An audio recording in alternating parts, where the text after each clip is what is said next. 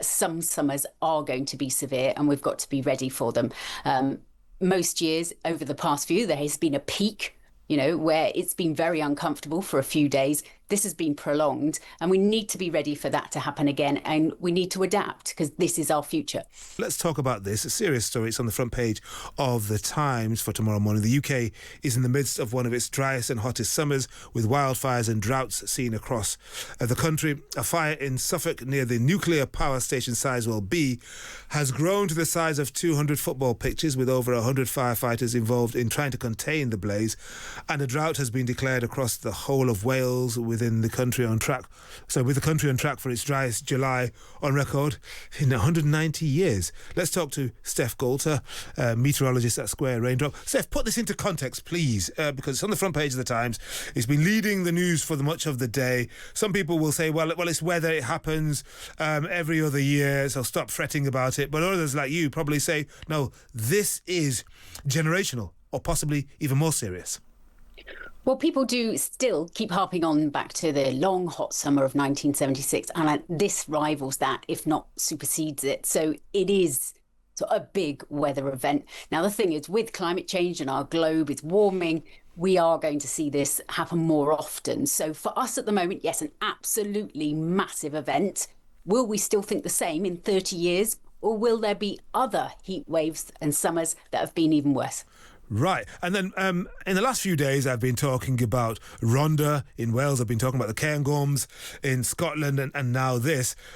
If you're looking to adapt to what could be a new normal, what are you thinking? Because there are whole swathes. People don't realise just how much wooded area there is in this country. They say, oh, it's all been concreted over. You only have to fly from, London to Glasgow to know that's not true. There's a whole heap of country out there that is tinder dry at the moment.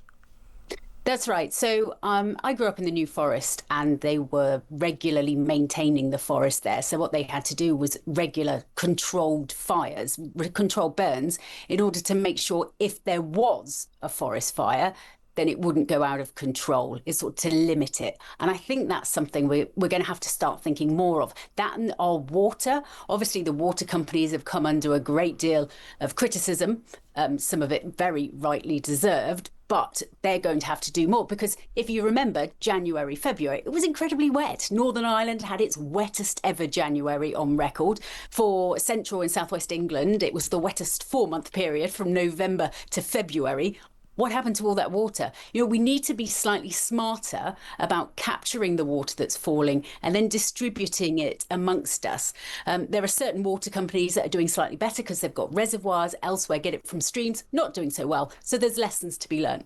I see that the UK Health Security Agency has estimated that were 2,877 deaths linked to the hot weather during heat waves, and that's just in May and June. And now we've had 2 heat waves in July. And you compare that with the 3-month period in 2025 when the total was 1,504. Again, big questions for politicians vis-a-vis adaptation.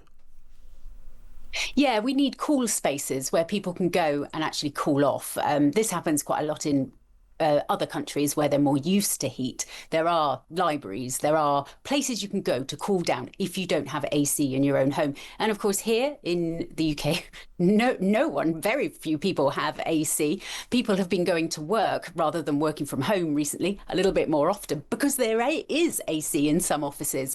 I went to our local library. The AC had broken. Oh. So there was no respite there. So there needs to be cooling areas and we need to adapt a little bit better, get a bit better at, like our houses, they're also insulated for winter. But that doesn't help us in summer. We're all boiling. And when you compare the picture here to what we see in France, in Spain, in Greece and Turkey, it's a pretty frightening prospect if that is really what we're going to have to embrace every summer. It's not going to be an every summer thing. I can't see that happening. With climate change, there is going to be variability, but some summers are going to be severe and we've got to be ready for them. Most years over the past few, there has been a peak, where it's been very uncomfortable for a few days. This has been prolonged and we need to be ready for that to happen again. And we need to adapt because this is our future.